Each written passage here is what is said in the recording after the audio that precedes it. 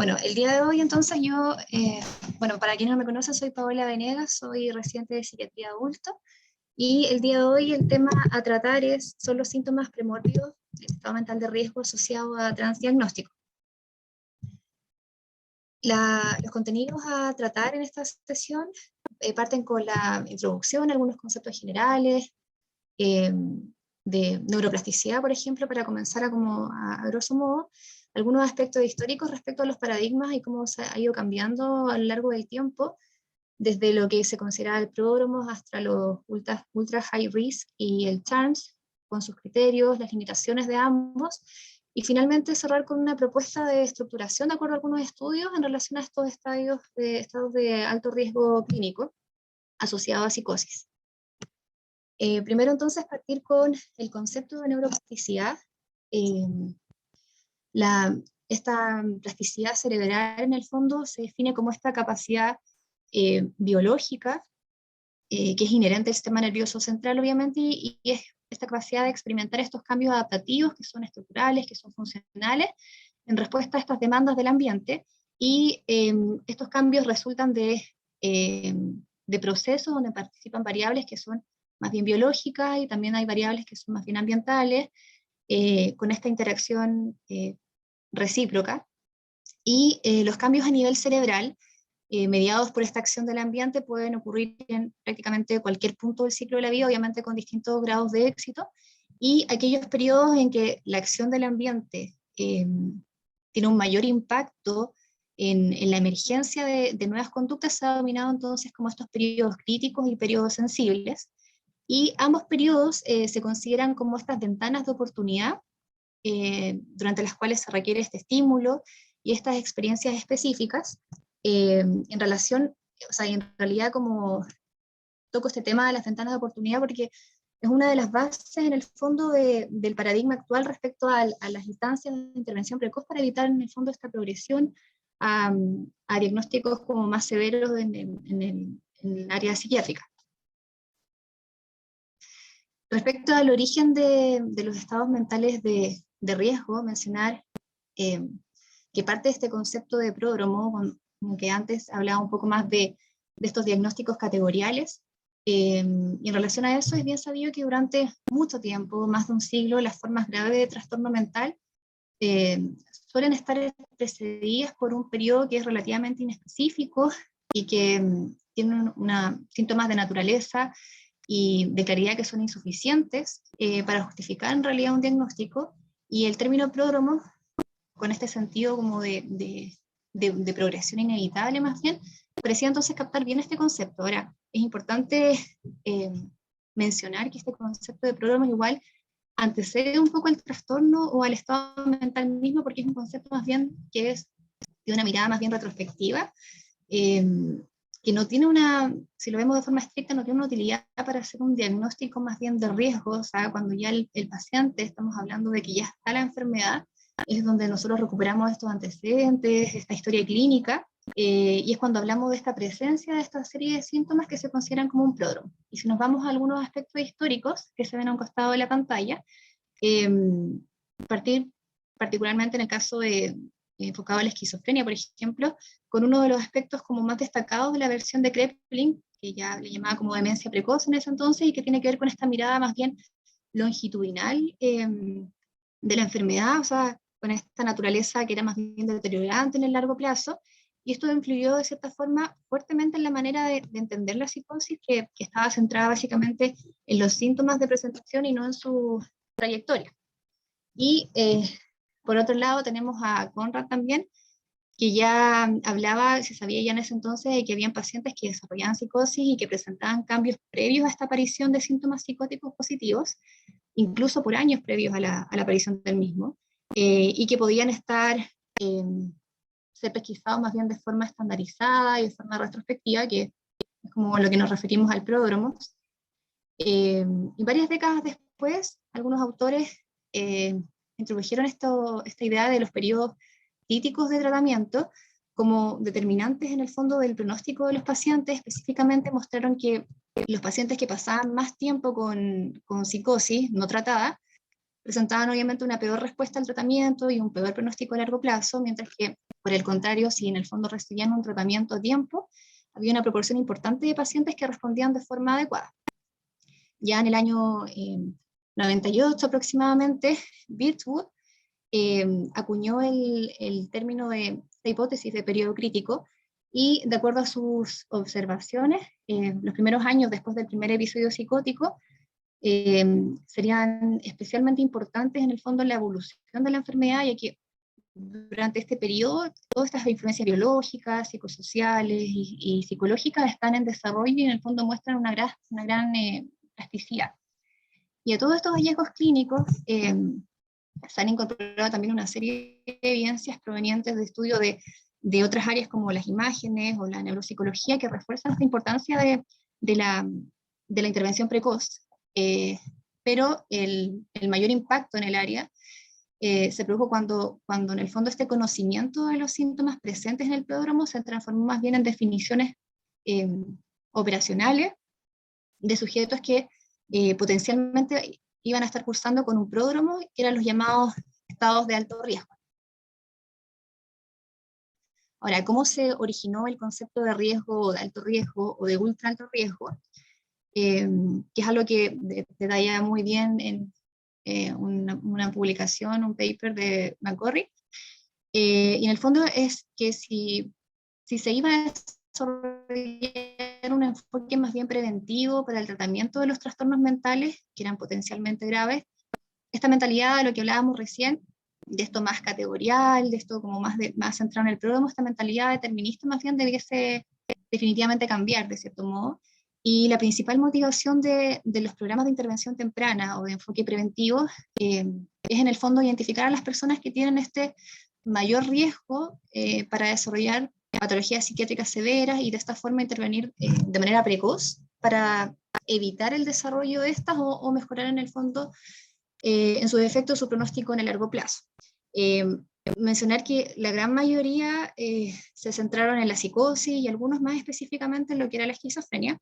y como manera más bien complementaria de abordar este tema, asociado a la idea de detectar precozmente y mejorar obviamente el pronóstico de estos pacientes, es que se desarrollaron y se sistematizaron estos criterios operacionales de detección, que son los estados de riesgo alto mental. Y estos criterios están basados típicamente en la aparición de síntomas atenuados o subclínicos, o en la presencia de antecedentes familiares y la disminución significativa del funcionamiento del paciente. Hay estudios que demuestran que en el fondo tenía una capacidad de predicción alta, con aproximadamente un tercio de pacientes haciendo esta transición a psicosis, en el seguimiento más o menos de un periodo de 10 años. Pero también mencionan estos estudios que también se ha visto una disminución de estas cifras durante el último tiempo, probablemente en relación, y ahí postulan que puede ser una mayor presencia de centros de atención precoz, o también una mayor conciencia de la población en general. Pero se habla en general como de un tercio de pacientes que hacen esta transición a psicosis. Entonces, en el fondo, este enfoque propone una etapificación más bien dimensional, basada en estos riesgos genéticos o estos riesgos familiares en las primeras etapas, y progresando a estos fenotipos clínicos inespecíficos, estas etapas de alto riesgo, y a estos fenotipos completos o sindrómicos y las enfermedades crónicas. Aquí, en el fondo, el objetivo, o sea, la visión era como que el pronóstico debía ser considerado como algo modificable, y que la recuperación sea considerada como algo posible. Y este objetivo estuvo detrás de la decisión de ampliar el enfoque a la psicosis temprana e incluir el espectro completo de los trastornos psicóticos. Y este pensamiento en realidad se extendió a esta reconceptualización del periodo prodrómico como un estado mental de riesgo, en lugar de una entidad fija que podría resolverse por completo, persistir o progresar en distintas direcciones posibles.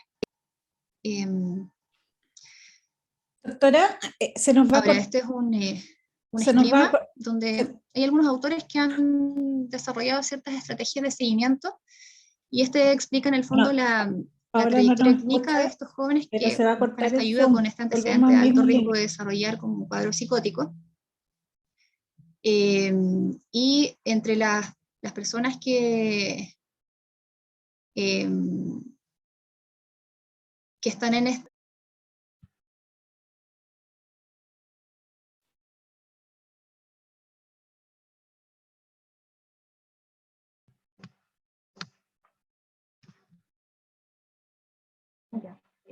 bueno, siguiendo con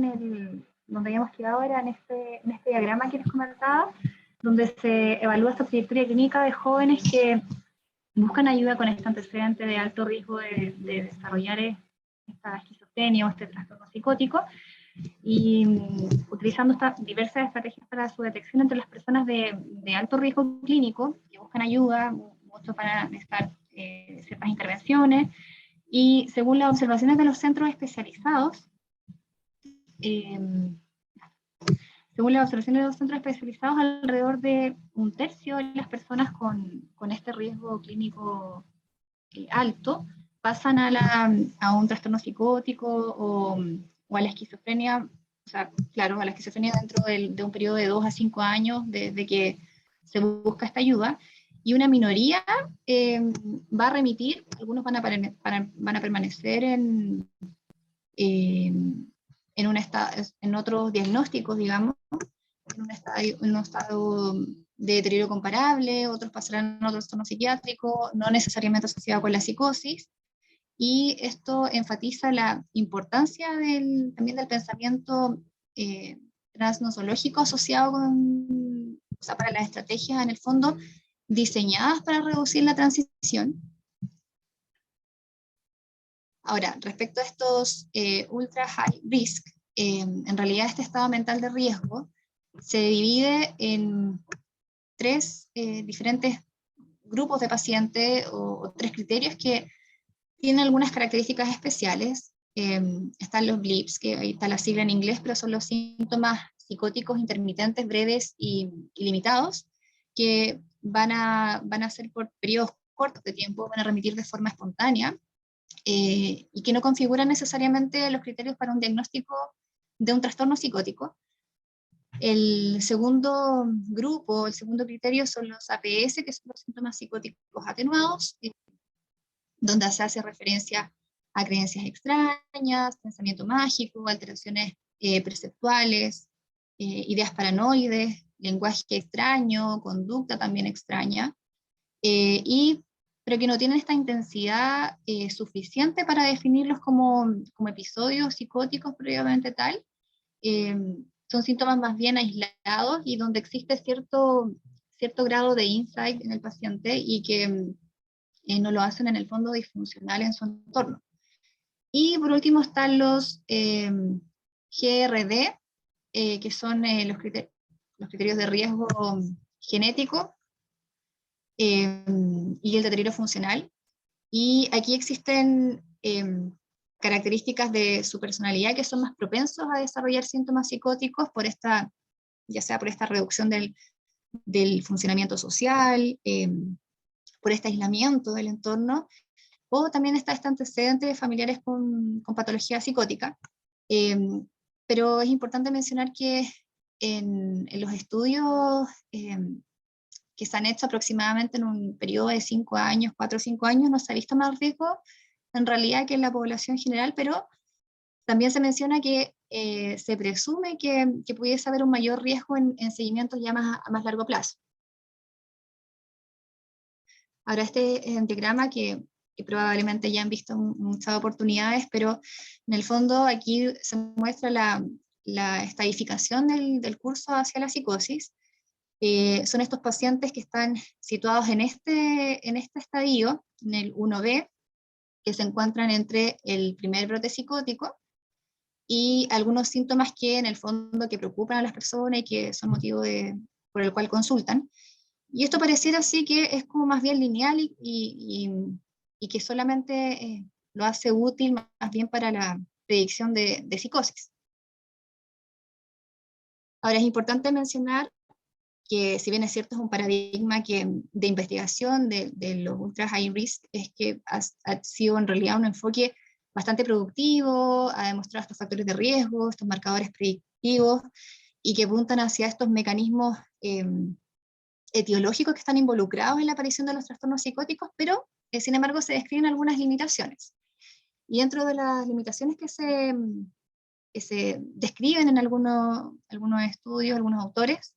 es que aproximadamente un 78% de los pacientes no se diagnostican con riesgo de psicosis, o sea, no desarrollan una psicosis completa. De hecho, aproximadamente un tercio remite completamente, y el tercio restante mantiene algunos síntomas más bien subsindrómicos, y de ahí se concluye que hay evidentemente falsos positivos. Y además otra limitación es el riesgo enriquecido por sesgos de selección de muestra. O sea, la muestra en el fondo a la que se le va a hacer este seguimiento, donde se va a hacer el estudio para determinar estos estados mentales de alto riesgo, van a ser en personas que tengan mayor probabilidad de desarrollo y que están con síntomas. Entonces hay una heterogeneidad importante en los grupos de selección. Y esta heterogeneidad de alto riesgo se muestra incluso dentro de los mismos criterios o de las mismas características. Hay una progresión en 24 meses a psicosis dentro del grupo de los GLIPs, que habla de casi un 40%, los de síntomas atenuados llega a aproximadamente un 20%, y los de riesgo genético no tienen mayor progresión que la población general. Ahora quise poner este artículo, citar este artículo que es de Jim Van Os, fue publicado en el año 2017, donde igual hace una crítica al paradigma del ultra high risk y de esta transición que existe hacia lo que es la psicosis. Y en el fondo esta publicación concluye que, si bien es cierto, la intervención temprana es un movimiento que es progresivo y que debe ser apoyado, porque es importante en el fondo este abordaje y esta intención que tiene de detectar a los pacientes que tengan este potencial riesgo y hacer intervenciones más bien tempranas. Sin embargo, el concepto del riesgo clínico alto hacia esta transición se simplifica demasiado y se presenta como evidencia, menciona este autor, y las herramientas se basan únicamente en estos síntomas positivos y en estos antecedentes familiares de los trastornos psicóticos, y en el fondo el paradigma implícito es tratar cualquier síntoma positivo por debajo del umbral como un camino hacia la esquizofrenia. Y aquí, como parte de este mismo estudio también, que es un flujograma extraído, habla como de la ceguera, entre comillas, relativa del paradigma del ultra high risk,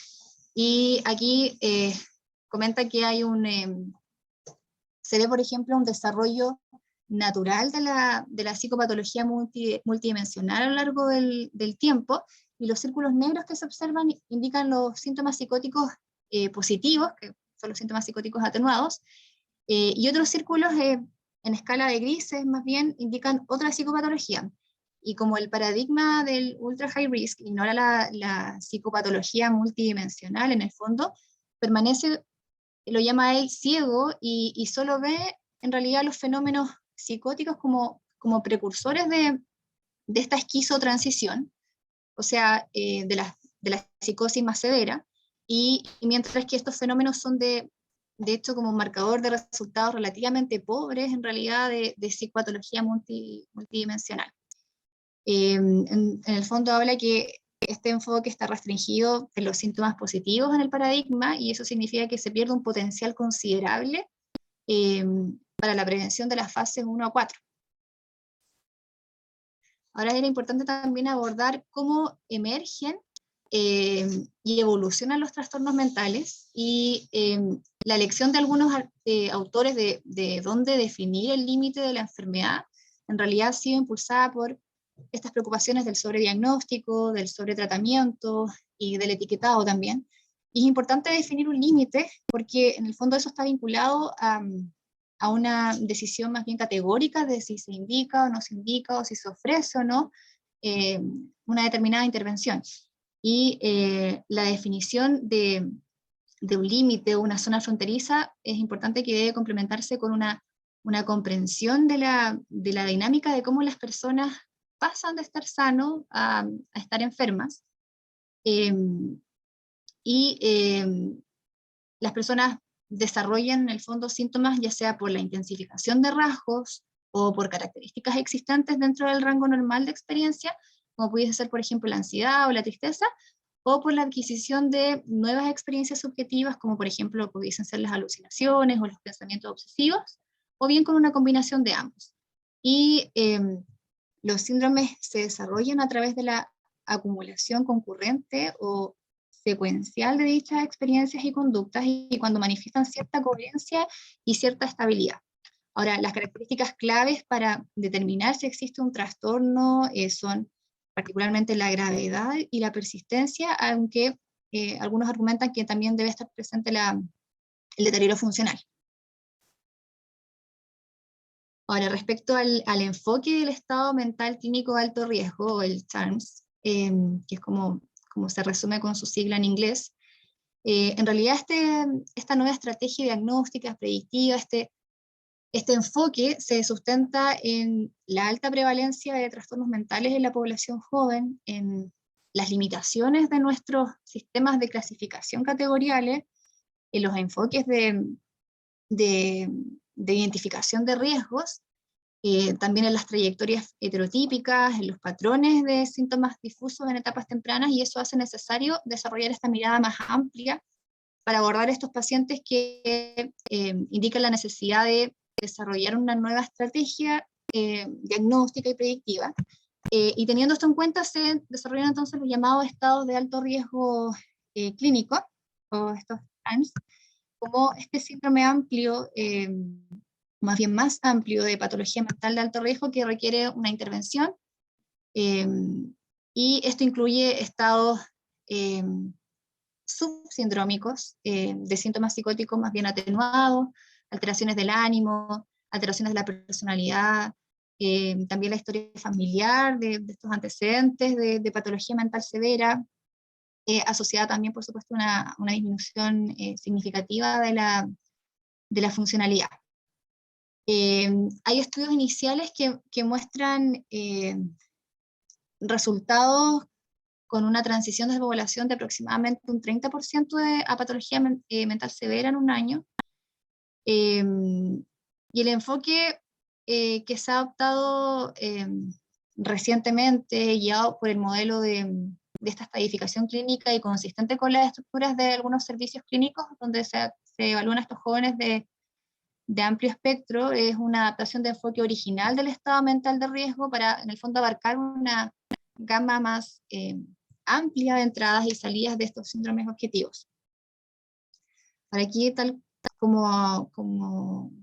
se mostró el diagrama anterior en relación al ultra high risk, aquí la diferencia es que ya se abre un poco el abanico de posibilidades, cambia un poco el paradigma del ultra high risk, como el paradigma tradicional, al CHARMS, en el contexto de esta estadificación clínica. Aquí los estados subumbrales, que es la etapa 1B, cubiertos en los criterios de la actualidad, incluyen los síntomas psicóticos atenuados, los estados bipolares subumbrales, la depresión leve a moderada, y los rasgos de personalidad y la duración más corta que el umbral diagnóstico completo, y el rasgo de vulnerabilidad de los criterios de ultra high risk se amplía para incluir entonces los antecedentes de trastorno mental grave en un familiar de primer grado, además del deterioro funcional o bajo funcionamiento crónico del joven. Y los datos aquí también indican que la evolución de los síntomas puede no seguir necesariamente como un curso homotípico con esta psicosis subumbral que evoluciona a psicosis umbral, sino que puede ser de naturaleza más bien heterotípica. Por ejemplo, aquí visualizamos la depresión, por ejemplo, como moderada, sin síntomas psicóticos necesariamente, consistente con este modelo más bien pluripotente, y por lo tanto se considera que este paradigma de riesgo pluripotente aborda muchas de las deficiencias asociadas al enfoque del ultra high risk. Ahora, el CHARMS, si bien es cierto, en este modelo los síntomas atenuados o primordios pudiesen considerar otras patologías distintas a la psicosis y no necesariamente un trastorno psicótico, y con ello se amplía evidentemente el espectro, pero todavía queda como en una etapa donde no hay una seguridad de si estos síntomas van a transformarse en una o en otra cosa. Pero sí es cierto que permite una mirada como más enriquecida, a diferencia del paradigma anterior, donde no se considera solo algo lineal en el fondo, sino que algo más amplio, como un abanico. Hay algunos autores que hicieron un trabajo más significativo respecto a cómo se sustenta este modelo, y por supuesto que se plantean algunas limitaciones, porque en realidad hay harta literatura, no mucha tan actualizada, pero sí hay muchos papers que apoyan este paradigma, en el fondo entendiendo esta intención de una intervención precoz, y donde no solamente se centra en esto más bien lineal de la evolución hacia el espectro psicótico, sino que abre el abanico a otras posibilidades.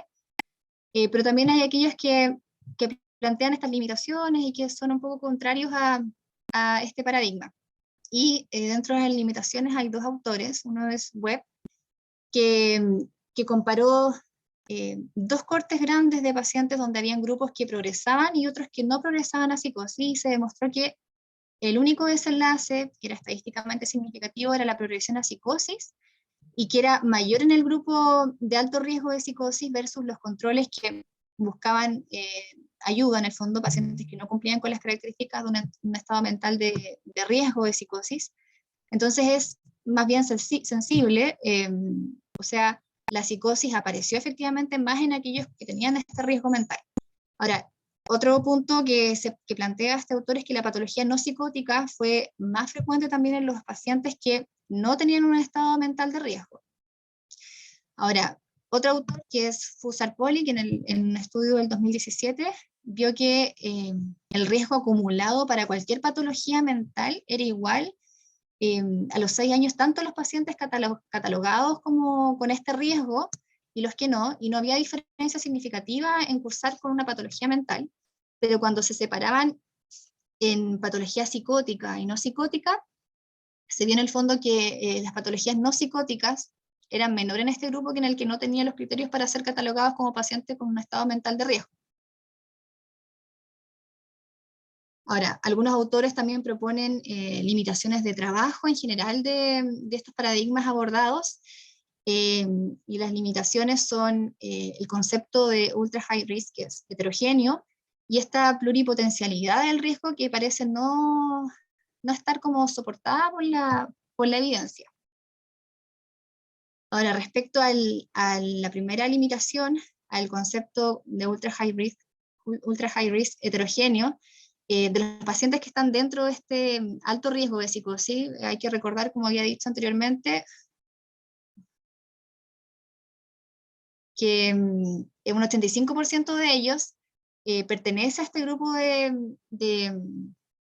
APS, o sea, de este ritmo intermedio de progresión, un 10% del grupo a este criterio BLIPS, los que tienen mayor riesgo de progresión, y un 5% por este grupo que es el criterio de riesgo genético y deterioro funcional, solo un 5%, y este grupo no tiene en realidad mayor riesgo de psicosis que la población general en estos estudios de 4 o 5 años, pero habíamos mencionado antes que se estimaban en algunos estudios que si uno considera un periodo más amplio, pudiese tener alguna diferencia. Y el mayor riesgo de transición en BLIPS, que en 2 años es de alrededor de aproximadamente un 40% versus en el grupo APS, que es alrededor de un 19%, o sea, estamos hablando de la mitad, que también es un riesgo alto, evidentemente, un 19% no es menor, pero que es bastante menor que en comparación al otro grupo. Ahora, respecto a esta nueva estructuración de estos criterios de alto riesgo en relación a la psicosis, hay algunos autores que proponen una reestructuración de estos clinical high risk of psychosis, y en esto, en el fondo, es reestructurar las categorías para eventualmente rearmar el concepto de alto riesgo. Y acá, en primer lugar, en este grupo de los BLIPS, vemos que acá vemos por qué lo hacen. Primero, los pacientes con síntomas breves, limitados, intermitentes, 2/3 aproximadamente de ellos, o sea, un 68%, van a cumplir criterios del CIE-10 para un trastorno psicótico, más bien transitorio. O sea, ya es un trastorno psicótico que está estandarizado en el fondo. El 50% de estos pacientes que cumplieron estos criterios van a desarrollar psicosis más grave en un periodo de 5 años, es decir, aumenta más o menos de entre 39 a un 50%, y el 11% va a tener síntomas recurrentes, y esto le da como un mayor riesgo de progresión a psicosis, que tampoco estaba visualizado antes. Ahora, también cuando hay síntomas de desorganización severa del pensamiento, o sea, síntomas que son síntomas positivos que son más intensos, se habla más o menos de un 89% de psicosis a los 5 años. Estos trabajos en realidad que se citan, hicieron en ellos un seguimiento de más o menos 6 años, y se vio que efectivamente se cumplía este patrón. Entonces dentro de los BLIPs hay grupos que son aún más de riesgo que el grupo en general. Y en el segundo grupo, APS, en este grupo de psicosis atenuada, hay algunos síntomas que van a ser más importantes a la hora de predecir el riesgo, y esto se dio mediante algunas escalas y alguna encuesta, un trabajo estadístico en el fondo, que son el contenido anormal del pensamiento, la suspicacia, el pobre funcionamiento social y las alteraciones verbales y de memoria en ese orden jerárquico. Y los síntomas más positivos en el fondo se van a condecir con un mayor riesgo de progresión, y los síntomas más negativos se van a ver en las primeras etapas de la psicosis atenuada. Ahora, ellos proponen hacer una reestructuración de este modelo, y lo hacen generando 4 categorías nuevas, que son las que vemos acá, que son los BLIPs o BIPs revisados, que en el fondo proponen cambiar el nombre a esquizofrenia like psicosis, y se debería manejar como un trastorno psicótico, porque en el fondo el riesgo de desarrollar esquizofrenia o otra enfermedad psicótica grave desde este estado es muchísimo mayor que con el resto. En el segundo grupo, que son con síntomas psicóticos atenuados, severos, después ya tenemos con los moderados y con los síntomas negativos, ellos proponen que en el fondo se parta de lo que tiene más síntomas positivos, y se va avanzando a partir de la cantidad de síntomas positivos de la persona hasta los que tienen solo los síntomas negativos. Y ya tenemos una categoría que es mucho más probable su progresión a una patología grave psiquiátrica, y vemos que el grupo con mayor gravedad tiene hasta un 37% de progresión a esquizofrenia. En los de menor gravedad tiende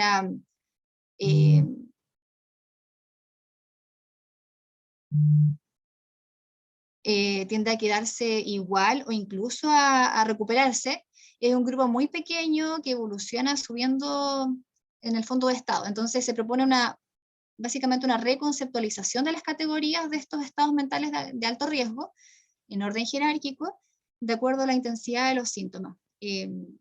Lamentablemente, de acuerdo al estudio, no estaba informado el instrumento todavía que se había aplicado en este estudio.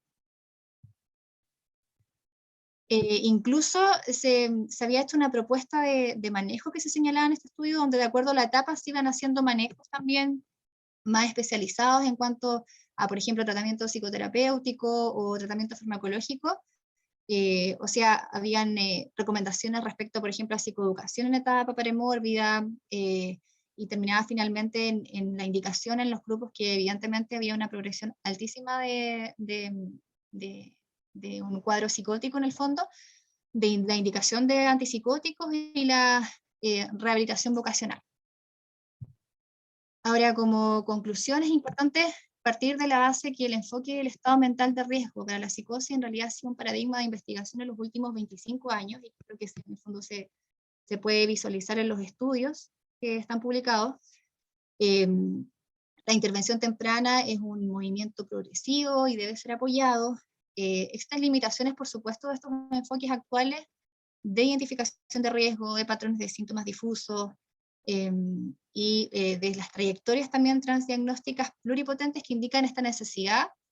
y es la idea en el fondo de conocer estos paradigmas, porque es importante darse cuenta que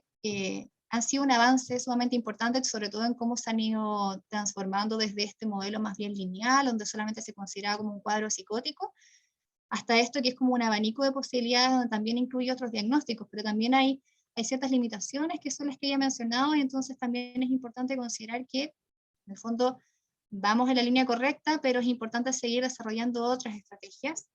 de tal manera de